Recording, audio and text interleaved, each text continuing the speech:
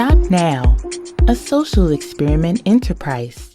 Welcome to Stop Now. I'm Nate. Hello there, I'm Melissa, and we're back for this week's talk show. Yes, we're going to continue the stories from last week's discussion. Let us continue with the questions. Yes, moving on to another story. In one of our last discussions, we looked at how the immigration plan not only affected the foreigners, but also had an effect on the locals as well. Did we not discuss this story in our previous episode? Hold on. I'm not sure. Maybe we can check it out with our team. I remember mentioning this story. Oh, I see. Well, then we can continue on with other stories. We're going to look at another victim of the H-1B visa. I don't actually agree that it's victims of H-1B visas. I think they're victims of abusive employers. And I think they're on H-1B visas, which makes it extra hard for them. But I don't think it's the visa that's causing this. Victims of H-1B visas. That was gonna be one of my later questions. Like, is it the system inherently, or is it people taking advantage of the system? Like, what's the root problem here? Neither.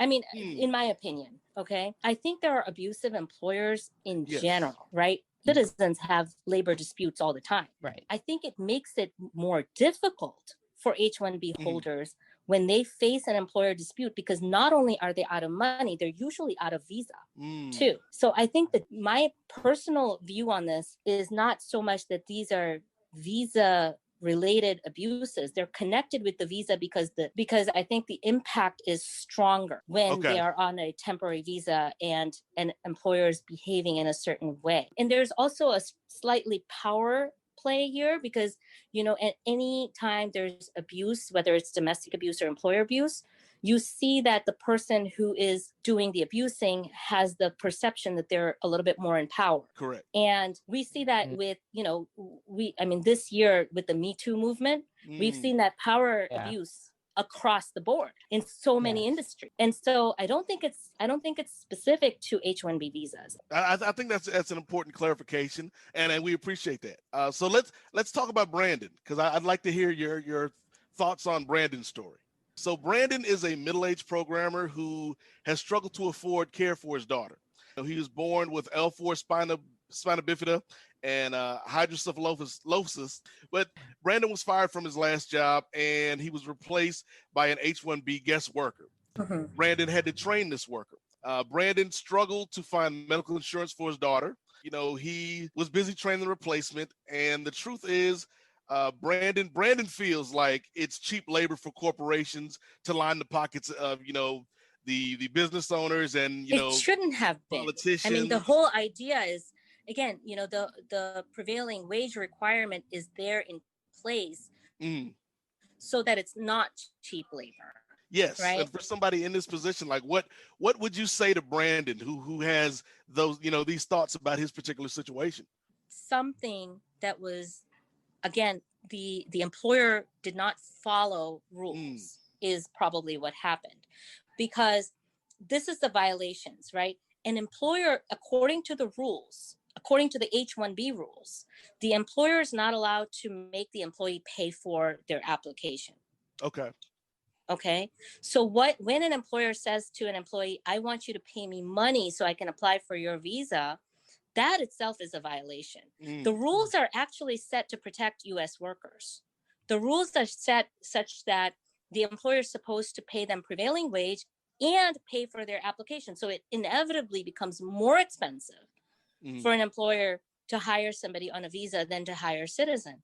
And a lot of times we actually get employers who tell us, look, I can't afford to hire somebody on an H-1B visa because not only do they have the freedom to leave, even after I've spent all this money sponsoring and training them, they still can leave and go to another employer, And so, this is where, as an immigration practitioner, I see abuses, of course, but I also see employers who, the other side of the coin, where the employers are like, I can't find a US citizen worker and I can't afford to pay all of these extra fees to find an H-1B worker.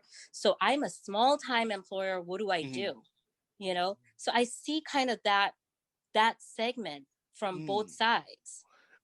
Well, and Melissa, you can bring in some of the other questions that we had on our list here in a second.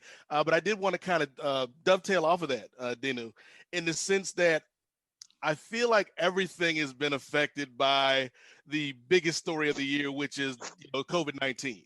In your field, like, how has COVID-19 specifically affected what's been going on with these immigration visas?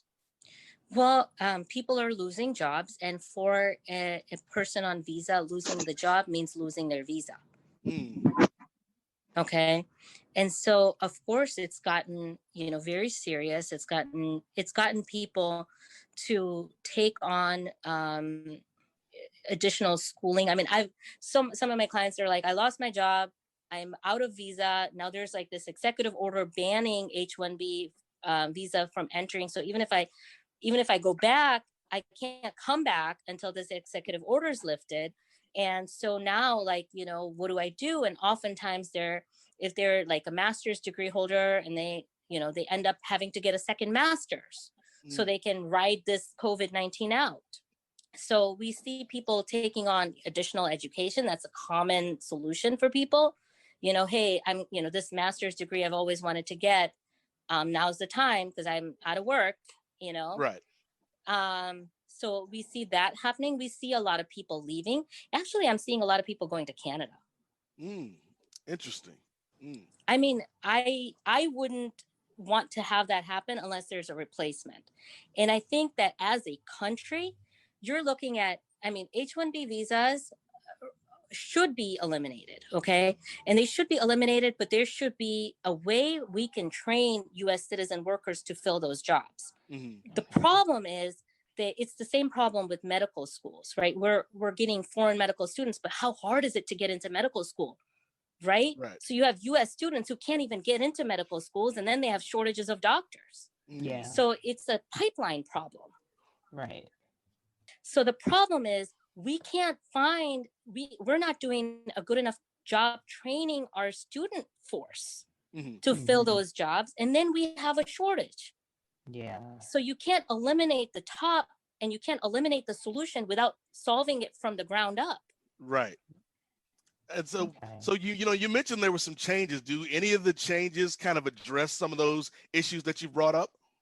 The changes make it harder for people to get H-1B visas.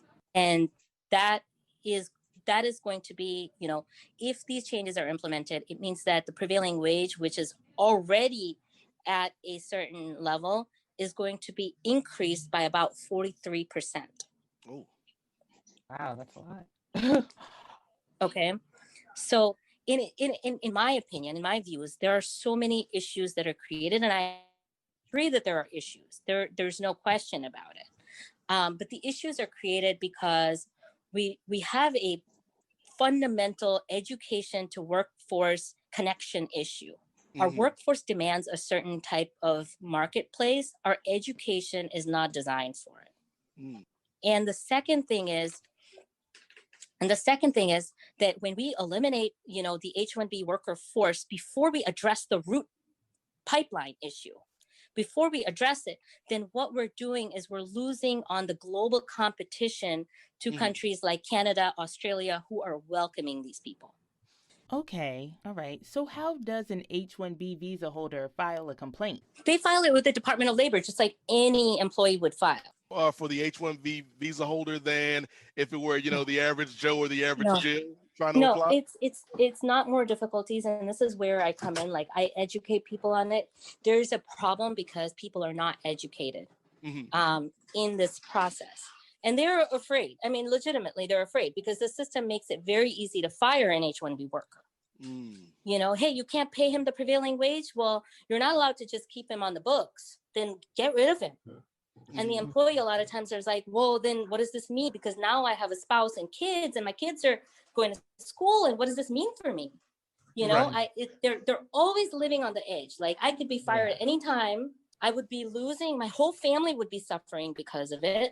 That's nerve-wracking. Yeah, stress on top of stress, in an already stressful time. You've acclimated to the new environment, And now, like, all of a sudden you have to go back. So now what are you doing with your kids? You know, they're going through 5th grade here, and now they have to go back to a whole different system, you know? And so as a worker, sometimes what you end up doing is, for the sake of your family, you sacrifice. You say, yeah, you know, this employment really sucks, but I have the burden of other people on me, and I don't have the luxury of just saying, okay, I'm not going to work for you. The way the H-1B is conceptualized, it's not really for the non-immigrant.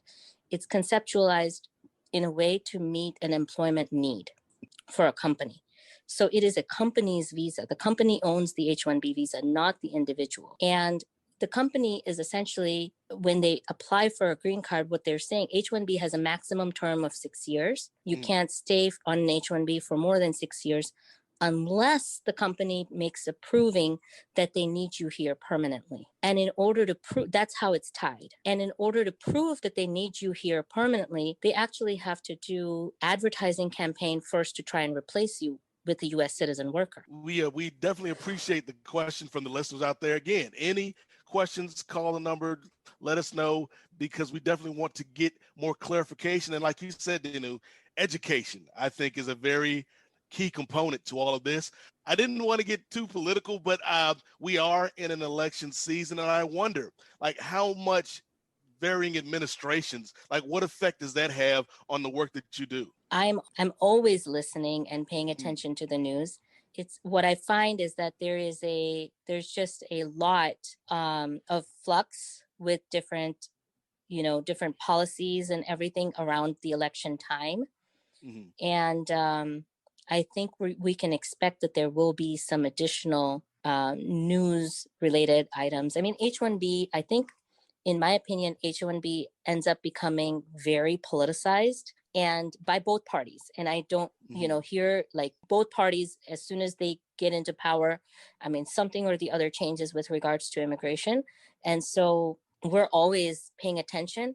And what I find is very important is to dissect the, like, sound bites that you hear on the news and really boil it down to what is actually true, what is exaggeration, and what is going to be easy to implement, not easy to implement. So you're going to find in this season, there's going to be so much confusion. And you actually need to have somebody who's on the ground, who's working with these applications to explain whether or not something impacts an individual and how much it impacts and how it impacts. The problem is that you hear, for the goal of journalism is different. The goal of journalism is to find viewers, to create the shock effect, there's a lot of different goals, but that creates additional problems for practitioners because people will hear something and panic. It may or may not actually apply to them. It may or may not be exaggerated. It's like that old saying, the lie is halfway around the world before the truth is even out of bed, and the way that misinformation can get spread. So I'm glad that we had you here to clarify that. I believe, Melissa, we are getting close to time this week, though. But so before we left, I did want to allow Dina to, give a final word or any other closing thought here, because she has given us so much information that I think is good for the people out there. Yeah, definitely. Can I just say something? You mentioned some really interesting employment abuses and employment violations. And for people out there who have been mistreated by their employer, who have lost pay, who've had employers who threatened them with loss of visa, or who've made them pay for their visa fees, or all of that, complaining to the DOL has another benefit with regards to immigration, and that is that you can apply for a T visa. A T visa is specifically for resolving these kinds of abuses. So you're taking the power away from the employer in that case by having a T visa, which allows you to work independently for any employer. And, it requires you to report the violations and then work independently for any employer. If you are afraid of losing your visa because your employer keeps threatening it, whether or not you're in an H-1B, or you could be on any visa, or you could even be undocumented, you could qualify for the T visa. And that is very, very important for you to know. Absolutely. Thank you. Thank you so much for that information. Again, we want to, Melissa and I, as well as the folks out there, the listeners, and the viewers, want to extend a gracious thank you to Ms. Dina Maru, immigration attorney. Thank you so much for stopping by and giving us some education and some much needed information on this topic. Definitely. And we'd love to talk to you again down the road. I think maybe bringing out the TVs, like now you guys know that this alternative is out there. And like the first scenario, Melissa, that you read, I was like listening to it, I was like, oh my God, I want to get this guy a TV. So like right now, he deserves it. Or she, whatever. Like I want this person to have it because it's the classic case, the company is threatening, there's lack of pay, there's all these like, even if they're not true, but like the perception of it is like, if I go against this company, they're going to damage me in some very permanent way. Right. Thank you so much for joining us today. Bye for now. Stay safe. We'll talk to you next week. Thanks, No guys. problem. Everybody have a good weekend. You. Stop Now, a social experiment enterprise